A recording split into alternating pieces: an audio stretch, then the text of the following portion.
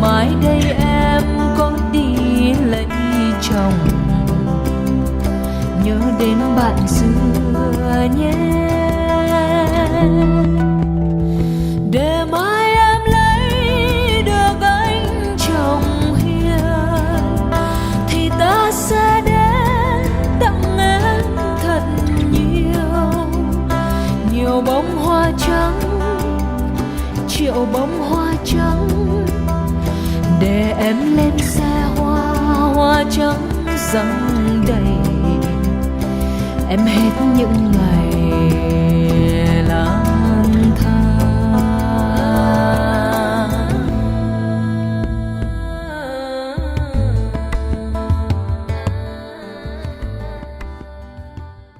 Last month, a city in Pakistan became the hottest city on earth.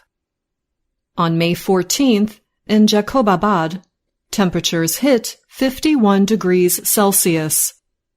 About 200,000 people live there. They understand well that they live in one of the hottest places on the planet. Pregnant women living there are especially likely to suffer under the extreme heat. Sonari, who is pregnant and in her 20s, works under the burning sun in a field of yellow melons. When the heat is coming and we're pregnant, we feel stressed, said Sonari. Sonari's 17-year-old neighbor, Wadiri, gave birth a few weeks ago. She is already back working in extreme heat. She places her newborn baby on a nearby blanket so she can feed him when he cries. Wadiri makes sure her baby is out of the hot sun.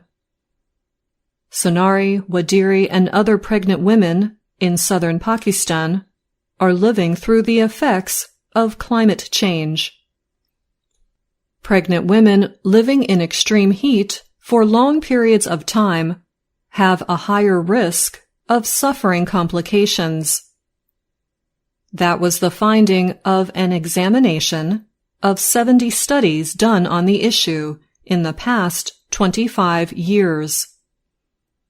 For every 1 degree Celsius the temperature rises, the examination found the number of stillbirths and premature deliveries increases by about 5%. The findings of the study analysis were published in the British Medical Journal in September 2020. The analysis was carried out by several research organizations worldwide. Cecilia Sorensen is director of the Global Consortium on Climate and Health Education at Columbia University in New York. She said the effects of climate change on the health of women are not fully examined or known. The heat, she added, is a super big deal for pregnant women. Experts say that women in poor countries are especially at risk to rising temperatures. Many have little choice but to work through their pregnancies and return to work soon after giving birth. Women in places like socially conservative Pakistan usually cook food for the family over hot stoves or open fires. They often do the cooking in small rooms, with no fresh air or cooling devices. This adds to the heat risk. South Asia has suffered unseasonably hot temperatures in recent months. An extreme heat wave that hit Pakistan and India in April was 30 times more likely to happen due to climate change. That estimate is from scientists at World Weather Attribution, an international research organization.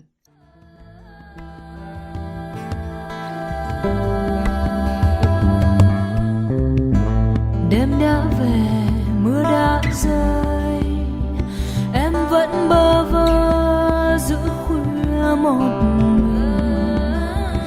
Ai kia đã tìm miền Nam, sao em không đi về đi? Sương gió sương còn duyên kẻ đón người đưa người chờ, nhà thuyền đi sớm về chưa mặc lòng. Đời như chiếc lá buồn rơi theo gió, tài nắng nhan sắc cũng phải theo người. Biết có tình yêu tới, tình yêu sẽ tới vì ai đợi chờ. Tình yêu như đóa quỳnh hương nở muôn, đời em nhăng nhó, đời ta cũng thế. Trời chợt ta kiếp miêu đường giang hồ, sẽ có một ngày, sẽ có một người yêu em. Experts there also say that worldwide temperatures have risen by about 1.2 degrees Celsius, above pre-industrial levels. As temperatures continue to rise, extreme heat waves are only expected to increase. Humid weather brings more difficulties. Humid means having a lot of moisture in the air. The more humid it is, the harder it is for people to cool down by sweating. On May 14th, when the temperature in Jacobabad hit 51 degrees Celsius, a young mother named Nazia fell to the ground while making lunch for visiting cousins. Nazia was taken to a nearby hospital, but she did not survive. Doctors said her death was caused by a suspected heat stroke. Her kitchen had no cooling devices. In the melon fields, about 10 kilometers from the center of Jacobabad, Sonari and Wadiri work alongside other women. Several of them are also pregnant. They begin each workday at 6 in the morning. They have a short midday break before returning to the field to work until sundown. It feels like no one sees them. No one cares about them. Aid worker Liza Khan said about the problems facing many women in Jacobabad. Khan's phone rings often as she drives to one of 3 heat stroke response centers. She helped set up the centers in recent weeks as part of her work with a non-profit group called the Community Development Foundation. She returned to her hometown because she wanted to be a voice for women in the conservative area. Nowadays, I'm working 24/7, said the 22-year-old. She added that her organization is finding the impact of extreme heat mixes more and more with other social and health issues affecting women.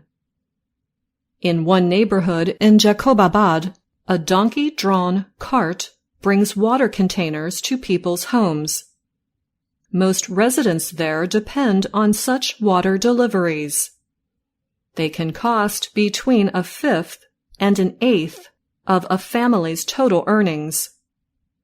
Still, the water deliveries often are not enough. Some families are forced to ration their water. Local officials said water shortages were partly due to electricity cuts. This means water cannot be cleaned and sent through pipes throughout the city. There are also severe water shortages across the Sindh area of Pakistan. A woman named Rubina cooks over an open fire. She said when she feels sick from the heat, she wants to use water to prevent herself from fainting. However, there is not always enough water to do so. Rubina said most of the time the water runs out before it's time to buy more. So she and her family must wait, she said. She closely watches as her children and grandchildren share a cup of water. On the hot days with no water, no electricity, we wake up and the only thing we do is pray to God. I'm Anna Matteo.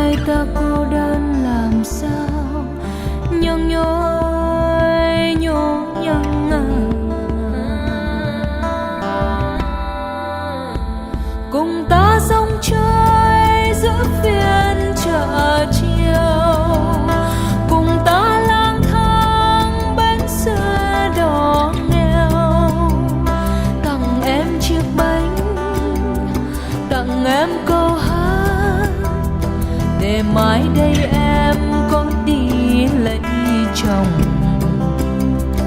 nhớ đến bạn xưa nhé. Để mai em lấy được anh chồng hiền, thì ta sẽ đến tặng em thật nhiều, nhiều bông hoa trắng, triệu bông hoa trắng, để em lên xe hoa, hoa trắng răng đầy, em hết những ngày lang thang.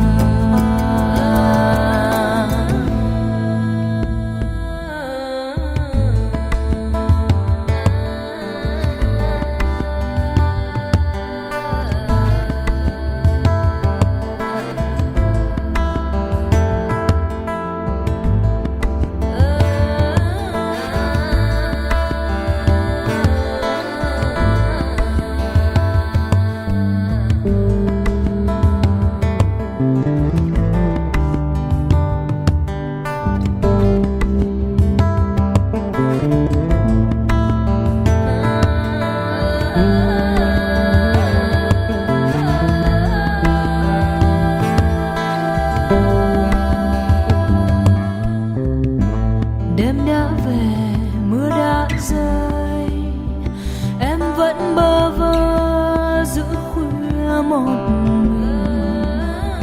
Ai kia đã tìm miền Nam, sao em không đi về đi?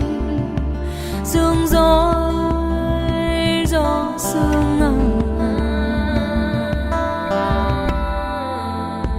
còn duyên kẻ đón người đưa người chờ, nhạt duyên đi sớm về chưa mặc lòng, đời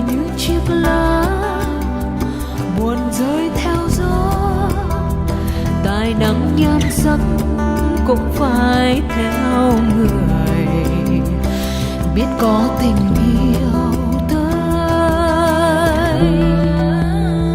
Tình yêu sẽ tới vì ai đợi chờ, tình yêu như đóa quỳnh hương nở muôn. Đời em nhăng nhó, đời ta cũng thế, trời cho ta kiếp miêu đường giang hồ. Sẽ có một ngày, sẽ có một người yêu em. Nhăng nhó à, nhăng nhó ơi, nhăng nhó đi chơi với ta một chiều. Sương gió à, sương gió ơi, sương gió đi chơi.